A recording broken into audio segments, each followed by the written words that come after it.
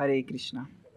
गीता के चौथे अध्याय में कर्म के बारे में जब भगवान कहते हैं तो भगवान ये श्लोक बताते हैं। अर्जुन को भगवान कहते हैं, कर्मण्यो ह्यपि बोद्धव्यम बोद्धव्यम च विकर्मणः अकर्मणश्च बोद्धव्यम गहनो कर्मणाम गति। तो भगवान कहते हैं कि कर्म क्या है, विकर्म क्या है, अकर्म क्या है, समझिए, क्योंकि ये कर्म की गति बहुत ही भयंकर है। कर्म किसी को भी छोड़ता नहीं। राइट, भले ही आप कुछ गुनाह कर दे और आपको पुलिस नहीं पकड़े, परंतु कर्म आपको छोड़ेगा नहीं।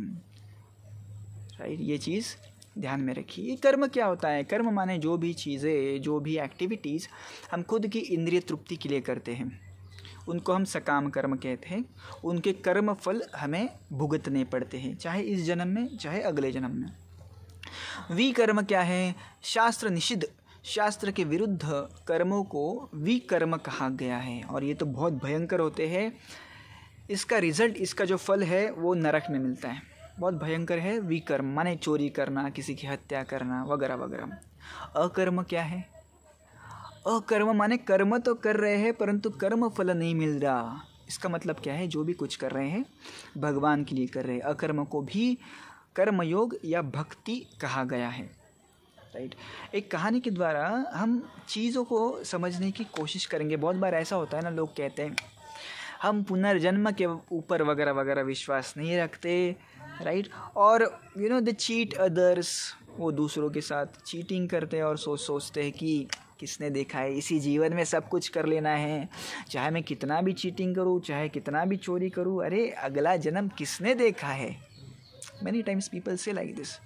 राइट, मैं कुछ भी करूँ यही जीवन में करना है, अगला जीवन किसने देखा है। जनरली लोग ऐसे कहते हैं, परंतु ऐसा नहीं है। राइट, जो भी यदि गलत कर रहे हैं उसको भुगतने के लिए, उसका फल भुगतने के लिए पुनर्जन्म तो लेना पड़ेगा। राइट, और ये सत्य है। राइट, ये पुनर्जन्म और ये सारी चीज़ें कोई मन से नहीं बनाई गई। राइट, ये होती है, आज भी होती है, क्योंकि विज्ञान है, पुनर्जन्म का विज्ञान ही है। ये लॉ ऑफ कर्म है।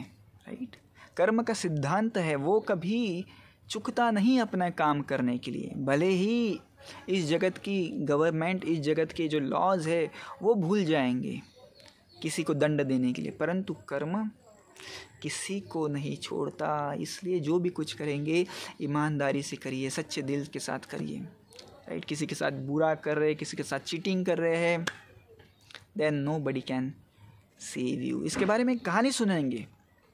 एक बार की बात है, एक गांव में ना एक धनी व्यक्ति रहता था, बहुत ही पैसे वाला था, परंतु धर्म और कर्म में बड़ा विश्वास रखता था। राइट, तो उसके पास कई लोग आते थे और कहते थे कि हमें पैसे दे दो, साहूकार काइंड ऑफ थिंग था वो। तो वो कहता था कोई बात नहीं, आपको मैं पैसे दूंगा, आप कभी मुझे रिटर्न करेंगे। तो लोग, जो ईमानदार लोग थे, वो कहते थे कि हम इसी जन्म में रिटर्न कर देंगे, 1 महीना 2 महीना 1 साल 2 साल।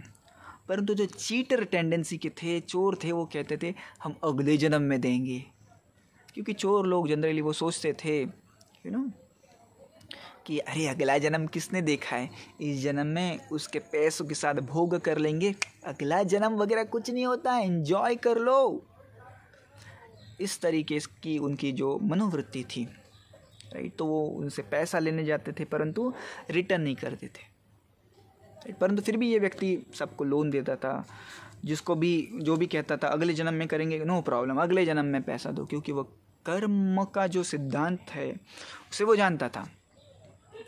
राइट, कोई व्यक्ति मुझसे लोन ले रहा है तो उसको चुकाने को आना तो पड़ेगा। राइट, तो एक बार की बात है, एक चोर था, उसे पैसों में, थोड़े पैसों में कुछ इंटरेस्ट नहीं था। उसे पता लोन में कितना पैसा मिलेगा, उसको इंटरेस्ट था तिजोरी देखने में, क्योंकि उसे पता था कि यदि तिजोरी पे हाथ मार दिया तो लाइफ बन गया।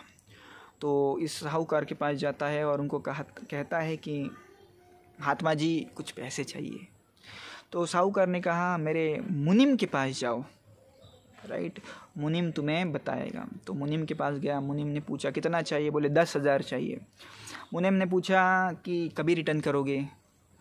वो व्यक्ति थोड़ा चालू था, राइट, शातिर दिमाग का था। उसने कहा अगले जन्म में रिटर्न करूँगा। मुनिम ने कहा कोई बात नहीं, लिख लिया, अगले जन्म में ये व्यक्ति 10,000 रिटर्न करेगा, और 10,000 दे दिए बिना कुछ पूछे। चोर काफ़ी खुश हो गया, क्योंकि तिजोरी देखनी थी, वो तो देख ली, और रात को उस तिजोरी को लूटने का वो प्लान बनाने लग गया। ध्यान से सुनिए कहानी। उस तिजोरी को लूटने का वो प्लान बनाने लग गया। तो रात को जैसे ही 11 बजे वो आ गया, परंतु उसने देखा कि जो साहूकार है अभी भी जग रहा है, कुछ भक्ति वगैरह कुछ कर रहा है, जप कर रहा था वो। तो इस चोर ने सोचा कि अभी छुप जाता हूँ, तो चला गया भैंस के तबेले में। जहाँ पे भैंस बंधी हुई होती है, तो भैंस के तबेले में छुप गया, right. And he was waiting for this साहूकार टू स्लीप। तो राह देखने लग गया कि कभी ये लाइट सब बंद हो गए, कभी साहूकार सोएगा और मैं कभी तिजोरी को लूटूंगा। तो ही वॉज वेटिंग देयर। तो जब वेट कर रहा था तब उसने भैंसों में डिस्कशन जो चल रहा था उसको सुन लिया। तो दो भैंस एक दूसरे से डिस्कस कर रही थी। तो एक भैंस ने दूसरे भैंस से पूछा, हाँ नहीं आई हो लगता है इस तबेले में, कभी आई तुम इस तबेले में? तो दूसरी भैंस ने कहा, जी मैं आज ही आई, आप कभी से इस तबेले में? तो पहली वाली भैंस ने कहा, देखो मैं तो इस भैंस में सबसे पुरानी हूँ, मैं तो इस तबेले में 3 साल से हूँ, राइट। तो दूसरी भैंस ने कहा, हाँ इतने सालों से है?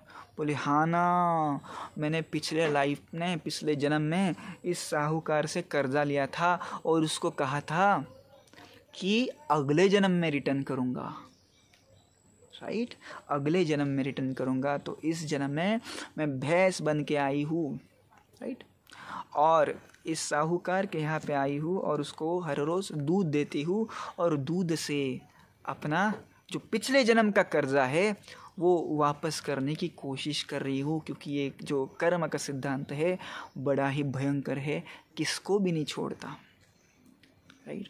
तो हमें इस कहानी से एक चीज़ समझ में आती है, जो भी कुछ करेंगे यहीं पे ही भरना पड़ेगा। भले ही आप सोच रहे अरे मैंने चोरी तो की परंतु किसी ने देखा नहीं ना, नहीं, राइट। ये सूर्य, ये चंद्र, ये 10 दिशाएं, ये पवन, ये क्या है? ये भगवान की CCTV है, और भगवान स्वयं हृदय में बैठे हैं। उपदृष्टा अनुमंता च भर्ता भोक्ता महेश्वर, राइट। भगवान कहते हैं आपके दिल में बैठा हूँ और सब देख रहा हूँ, राइट। तो किसी के साथ चीटिंग मत करिए, ईमानदारी से अपना काम कीजिए, ये चीज़ समझिए कर्म क्या होता है, विकर्म क्या होता है, अकर्म क्या होता है, राइट।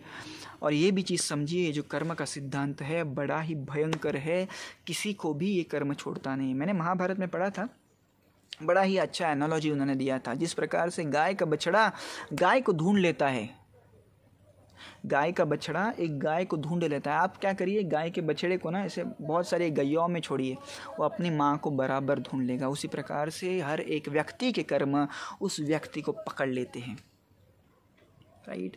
तो कभी भी हमारे कर्म हमको छोड़ के नहीं जाने वाले, वो हमारे साथ ही रहने वाले हैं। जो भी कुछ करेंगे यहीं पे ही भुगतना पड़ेगा। Thank you very much. Hare Krishna.